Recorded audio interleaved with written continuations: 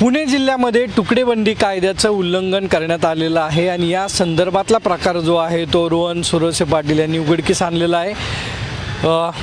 पाटील, हा सगळा प्रकार कधीपासून सुरू होता आणि तुकडेबंदी कायद्याला राज्य शासनाने मान्यता दिली नसतानाही अशा पद्धतीचे दस्त सुरू आहेत, किती दस्त आहेत? गेल्या 4-5 वर्षापासून हा प्रकार सुरूच आहे।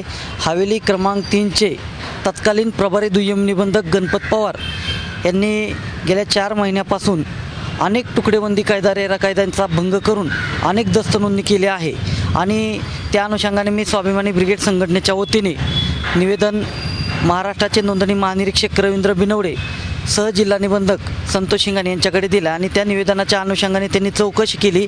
त्या चौकशीमध्ये 35 दस्तांची तपासणी केली। त्याच्यामध्ये ते चुकीचे केले, तुकडेबंदी कायद्याचा भंग आणि रेरा कायद्याचा भंग केल्याचं निदर्शनास आलं आणि त्या अनुषंगाने आता JDR संतोष शिंगाणे हे महाराष्ट्राचे IGR रवींद्र बिनवडे यांच्याकडे हा अहवाल पाठवणार आहेत।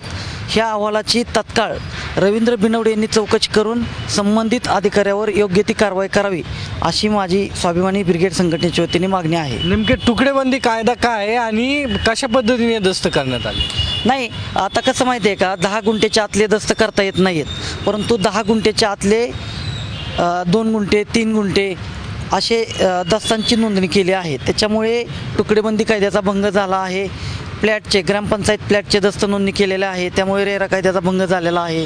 त्याच्यामुळे शासनाची फार मोठी फसवणूक केलेली आहे। अशा भ्रष्ट अधिकाऱ्यावर तात्काळ महसूल मंत्री चंद्रशेखर बावनकुळे यांनी योग्य ती कारवाई करावी अशी आमची मागणी आहे। नक्की योग्य ती कारवाई करावी अशी मागणी स्वाभिमानी ब्रिगेडच्या वतीने करण्यात आली आहे। कॅमेरा स्मिथ भोसलेचा सागरवाड, साम TV पुणे। आता isakal.com आहे देशातील नंबर 1 ची मराठी न्यूज वेबसाईट। प्रत्येक अपडेटसाठी isakal.com ला नक्की भेट द्या।